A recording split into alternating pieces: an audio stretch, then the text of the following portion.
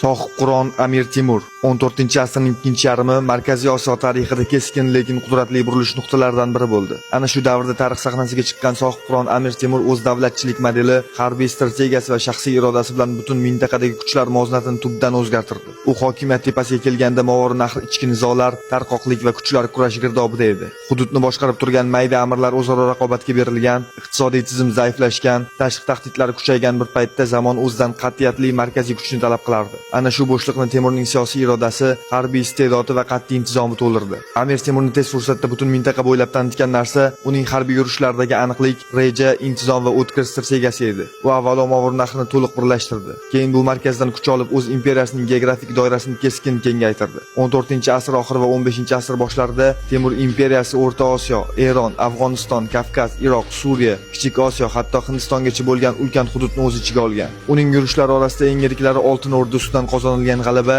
Dehli sultonini bo'ysundirish, Tabriz, Sheroz, Bag'dod, Damashq kabi markazlarni egallash, shuningdek Usmonli sultoni Boyazid Yildirim ustidan Anqarada qo'lga kiritilgan g'alaba tarix sahifalarida alohida o'rin tutadi. Bu yurishlar Sohibqironning shaxsiy salohiyati bilan bir qatorda uning tuzgan temir tuzuklari, intizom, boshqaruv, harbiy tartib va davlatni mustahkamlovchi qoidalar tizimining amaliy natijasi edi. Temur imperiyasi o'sha davrda kuchning eng yuksak ramzi sifatida ko'rindi. U qaysi hududga kirsa, siyosiy tizim yangidan qurildi. Savdo yo'llari tiklandi, shaharlar qayta bunyod etildi. Samarqand Temuriylar davrida nafaqat davlat poytaxti, balki ilm-fan, me'morchilik va san'at markaziga aylandi. Ulug'bek kabi daholar yetishib chiqqan ilmiy muhit aynan Temurning markazlashgan siyosati natijasi edi. Uning kuch adolatda tamoyili davlat boshqaruvida tartibni birinchi o'ringa qo'ydi va bu tartib imperiya hududlarida aniq sezildi. Sohibqironning o'limi esa uning hayoti kabi tarixiy ahamiyatga ega bo'ldi. U 1404-yilda Xitoyga yurish boshlagan edi, ammo bu yurish oxiriga yetmadi. 1405-yilning fevralida O'tror yaqinida kasallik sabab vafot etdi degan ma'lumotlar tarixiy manbalarda keng tarqalgan. Uning o'limi ulkan imperiya uchun burilish bo'ldi.